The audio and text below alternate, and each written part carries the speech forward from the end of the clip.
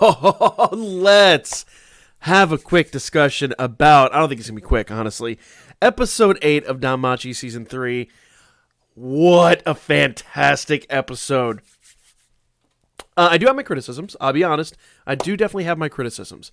And we'll get into that here later on in the episode. But for now, the opening of the episode was probably one of the most satisfying things ever in this series.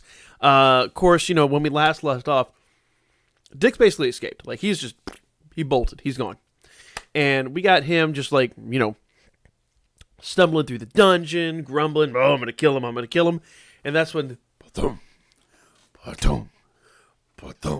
dude, that Black Minotaur straight up murdered him. And it's like, far be it for me to like, yay, an adventurer died, but yes, get him. Come on. He was such an evil. Anyway, not going to quite go there, but yes, it was very satisfying. Very, very satisfying. So as we then run the intro, we get back into basically where we left off in the anime. And that's Belle is now like, hand sprawled in front of Winnie, and the Loki Familia is like, really, dude? Really? And I was really curious. I'm like, how is Belle going to get out of this? Because, once again, I haven't quite caught up in the light novels yet. I'm really enjoying the light novels. So even if you guys have watched the series, go read the light novels. They fill you in on a lot of other stuff. So I think I'm going to probably catch up with the light novels after the episode finishes, just because I like getting those, extra little gaps filled in rather than the spoilers. So I think I'm just going to stay a couple episodes behind just so I can enjoy the series a little more without the spoilers. I'm just, we're like, 5 episodes from the end or something like that, so might as well. But I digress. Belle's hands sprawled out. He's like, you're like, what is he going to do? How is he going to get himself out of this? How is it even possible at this point that he's not just going to completely screw the pooch? And he goes, my kill. I found it. This one is mine. And you're like, oh, okay. Fair enough. And there's a little back and forth with the Loki Familia. Like, yeah, technically there is a code of honor in the dungeon. You don't kill, steal. Makes sense, But even Finn's like, yeah, what a childish notion. He's like, not even thinking about this logically. The monster's here in the city. Like, this doesn't count. We just gotta, kill and be killed. So, kill or be killed, technically. We don't want to and be killed. We want to, yeah, I digress. But Finn clearly knows what's up. Like, they understand a little more than they kind of let on. Because Finn is like, okay, cool. You guys go take care of the monsters. Because at this point, more monsters, like, we see Gross and we see Fia and Ray and all them start pouring out of that same hole in the dungeon where Winnie just escaped from. And they're like, okay, subdue them, do not kill them. So an interesting concept here. Obviously, Finn either knows more than he lets on, or his perception is just that good. But you really got to think about this, because there's a lot of people, they even focus a lot of, perspectives from people that are randomly around. Like, you just see, like, people at windows, other adventurers chilling. Like, this has got a lot of attention. So, they have to be extraordinarily careful about how they address this, because it could very easily go bad, and very quickly. So obviously, Winnie pulls like the spear out of her arm and just bolts. Like, she's gone, and we have Belle chasing after her. So thankfully, no one's really any the wiser. They just think like, okay, well, this is just a maturity issue. He doesn't understand. He's not really thinking this through. He just thinks of it as his kill, which is a good call on his part. It's a good save on his part. One of my favorite parts about this, though, is we get a face-off between, I believe it was Tiona? No, I'm sorry, it was Tione. Tione and, what was his name? The Lizard Man. Yeah, we get a face-off between those two. Of course, before that, we actually get Gross and Bet. And Bet straight up, like, kicks. Like, you see him, like, jump in the air, like, using full werewolf powers, and just takes him to the ground, and then, like, kicks him into a wall and just totally subdues him. And then you get Tione that is actually fighting Lead. Couldn't remember his name for a minute. Is fighting Lead, and it's a good fight for a minute. Though, if I'm honest, this kind of was a weird point in the episode, because this is kind of where my criticism starts to take hold, because some of these fight scenes are pretty good, but the frame rates are a little low. And I know typically, and it's not always necessarily true, but typically anime is drawn 12 frames a second and then sped up for screen. But a lot of higher, if you ever know anything about animation, a lot of the higher tier anime, I guess, for lack of a better way to put it, which I do consider this to be one of those, they will actually utilize frame rate a little more effectively. It's not like a solid 12 frame a second thing. They'll actually draw more frames, or actually hand animate tweens to kind of do some of this subtle movement during action sequences, and it didn't feel like that was happening here. Plus, some of the animation quality did start to fall off, but it was a good back and forth. Their fight went on for a minute, Lead and Tiona, but inevitably, Tione, so I keep calling her Tiona, Tione, basically suplexes him into the ground and subdues him. And this is where things really start to go nuts. You usually have a little interaction between the smaller ranks. They're like, they're basically comparing him to adventure ranks, and they're like, oh, this dude's rank 4, this dude's this, and it's really kind of interesting. And then of course, the little rabbit, I can't remember her name, she runs up to Tiona, is like scratching at her feet, and she's just like, boop. Was a very hilarious interaction, actually. And it was a nice bit of comedy amongst what was a very serious episode. So it didn't feel out of place. It didn't disturb the natural order of things. But in another actually hilarious part, at least to me, you have Fels, who's overseeing this whole thing, and she summons a golem, and she's just like, he's basically made out of adamantium. I forget what the metal is. He's unbeatable, and they're like, one hit kill. Oh, that's how this is going down. Well, I tried. That I thought was really, really, really funny. And once again, it didn't distract from the episode. It was just a little I guess, little something to kind of take some of the tension away. But it was a very, very poignant part of the episode. And of course, as we can expect, the Loki family really starts to clean up. And that's when the Black Minotaur pops out of the hole. And you hear the boom, boom, boom. They're building this up. And you finally get a name. This is a huge part of the episode. Hence why I used it as our cell here. It's just an amazing part of the episode. They're really, really, really building this up. And Lead is just says one name, Asterios, and then basically passes out. Don't Google it. Just let it happen. I know you guys want spoilers. Trust me. Don't Google it. Just let this happen naturally, because we didn't get all the answers this episode.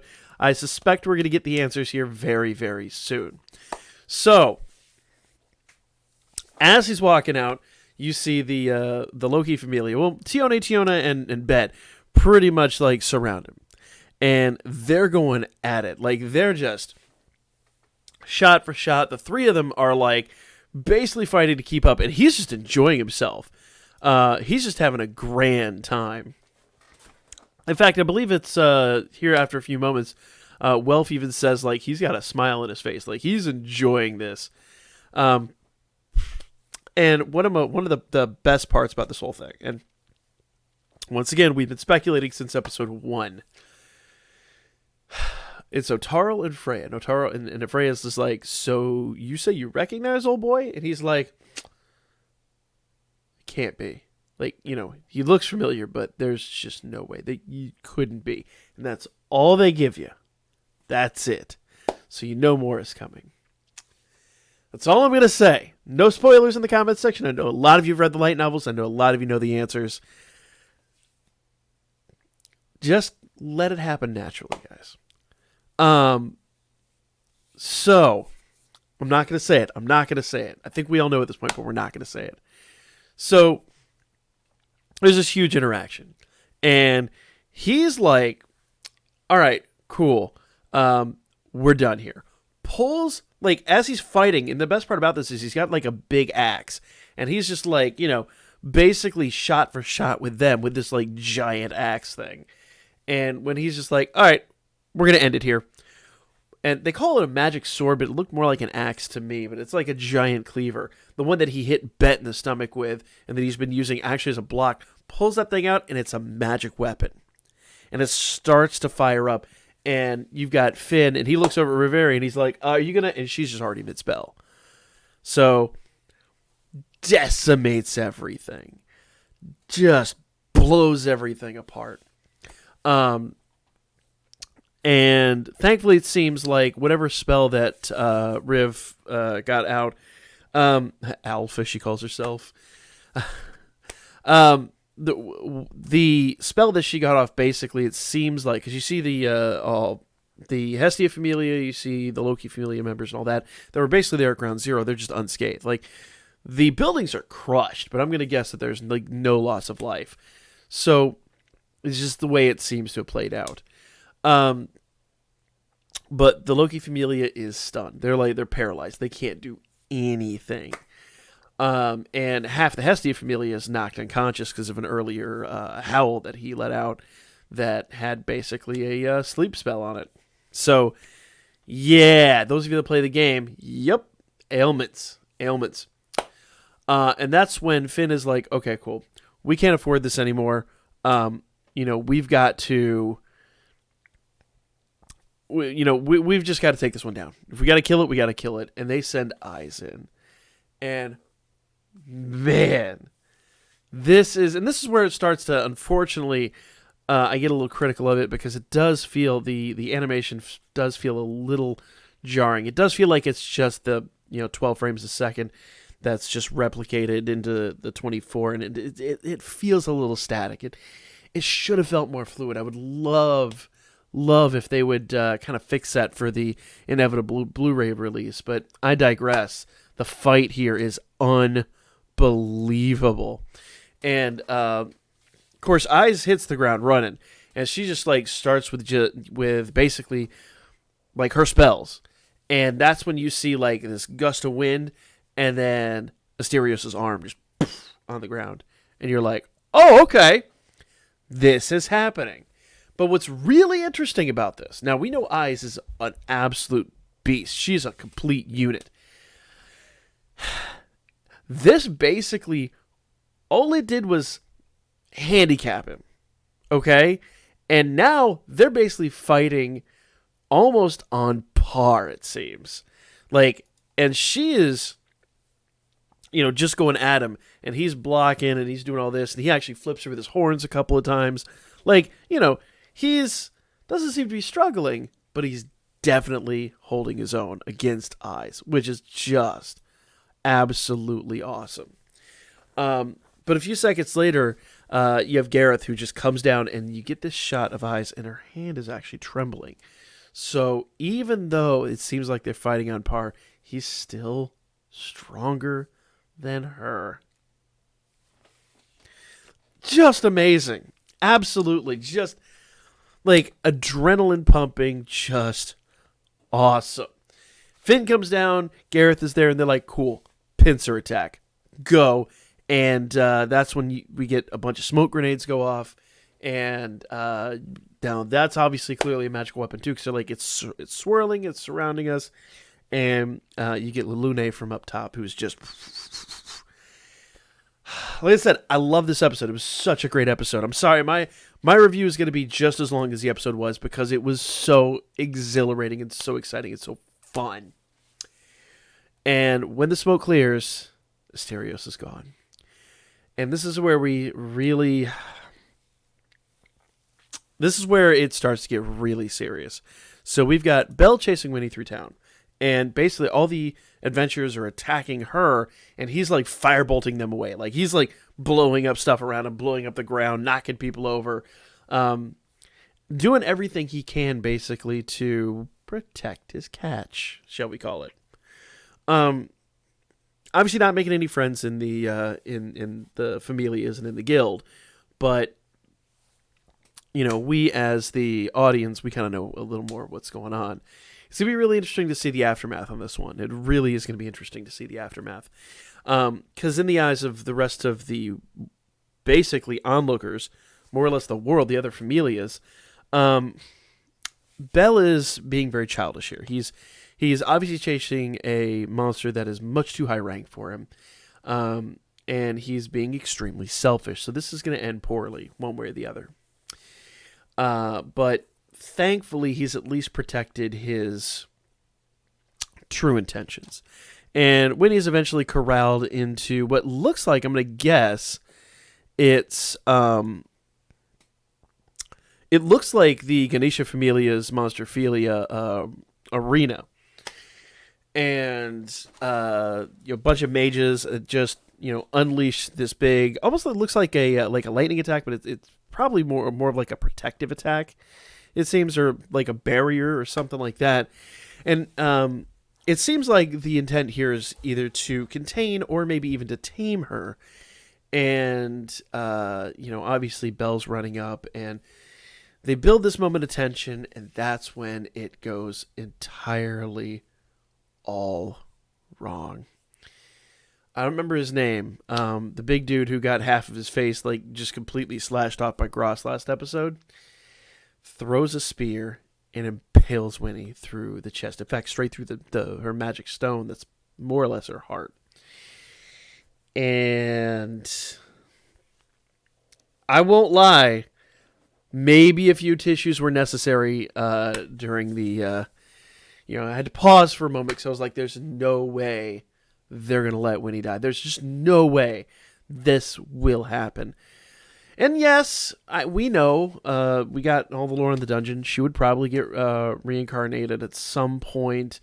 Probably wouldn't have all of her memories, and that's unfortunate. But it's like you could start to logic it out. I started to really work it out in my head, and I said they'll probably make this work. And it sucks. It's pain for now, but we know that reincarnation is a thing in the dungeon. Try to prepare yourself. Try to logic your way through it. But man, as she slowly disintegrates and she's reaching her hand out for Belle and her hand just disintegrates as she's touching him. Dude, you cannot help but just feel awful. Just awful at this point in time. I was an absolute emotional mess at this point. And she literally just dies in Belle's arms. And I was sure this was going to be the end of it. And I mean, they play this up like she got messed up, like her wings were tattered, and the dude's over there like, I won, and it's even hard to talk about, like knowing how it turns out. It's even still hard to talk about because it was very emotional. Like, this was gut-wrenching. And I don't want to call it a kind of a cheesy move, but definitely as they're having the flashback and as they're having all this, there's this green light that comes from anywhere. And then you hear the casting. And it's Fells. Now, we already know Fells has cheated death once. And even Aranos is like, so you're choosing to use this now. Okay, cool. And Freya calls it magic which transcends human knowledge. That's right. With a little jewel that Belle had in his hands, she is resurrected. And if you play the game, now you know why that skill is on her character in the game. We're going to go do some summons on that here in a few minutes, but I wanted to get this out because this was such a fantastic episode. Like, it had action, it had comedy, It had suspense, and it had, I mean, I was convinced she was gone. Like, I thought maybe they would do something with a resurrection, and that was that. And this isn't a light thing either. So you have to bear in mind here. Fells even says, at the end of this, Fells is like 800 years. It didn't even work for Fells, for he, she, it. 800 years in the making, basically for this moment. So there was some kind of X factor, chemical X, involved in this particular moment. But just absolutely the best possible outcome I think you can have. A little cheesy if you ask me. I mean, I won't say it's the most satisfying way to end this, but it definitely, I think it's the best way, the best outcome for everyone. Such a fantastic episode. I mean, what a great episode.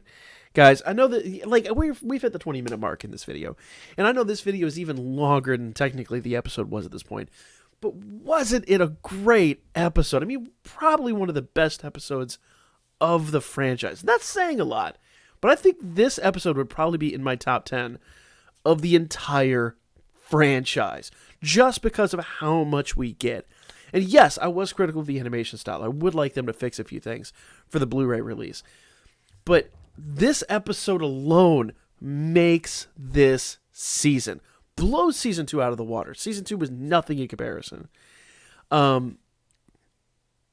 There's like a handful of things in season 1 that are comparable to this. I haven't watched the Sword Oratoria anime. I know. I'm going to get on that, guys. So I don't know how many of those types of moments over there. I'm sure we get our fair share. But it's just one of those very special moments that really define this franchise. It's so good. So good. But this isn't actually the end. At the end of all this, you have the Xenos, which meet up with Fells, and they have basically reuniting. It's not expressly shown, but Winnie goes off with them back into the dungeon, and then you have an interaction with Belle and Ina, and it does not go well. We'll have to see what his relationship is with the guild after this, and specifically her, because it almost seems like he broke her trust. It's kind of the way she goes about this. So just we got more, guys. We've got this season, this is episode 8. We got 5 more episodes, 4 or 5 more episodes in this season. So there's more to come. This isn't the end, but man, this felt like more or less the climax. And from here on, I mean, because we had the villain is defeated. We had the big death scene. We had all that stuff. It feels like from here on out, it's going to be probably not as intense, but there is obviously going to have to be some resolution to the whole Xenos storyline. So we're going to see, guys. I am so hyped for episode 9. I know it's not going to be like the crazy episode like this, but I'm sure we're going to get some answers to Asterios. I'm sure we're going to get some more lore building. I really want to see 2 characters meet. You know who I'm talking about. I'm not going to say it just in case somebody hasn't put 2 and 2 together yet. There's going to be a lot more, and I feel like episode 9 is going to bring a lot of that to the table. So, guys, if you're hyped for episode 9, hashtag EP9Hype, just like every week, in the comments section down below. For now, that is my extremely long review of this episode, but what an episode it was. Man, I love this franchise so much. We're going to go back over to the game. We're going to play some more of the game here in a little bit. We got a lot of game news to talk about, but for now, that is this video. See you guys next week for episode number 9. I can't wait at all. Just can't wait.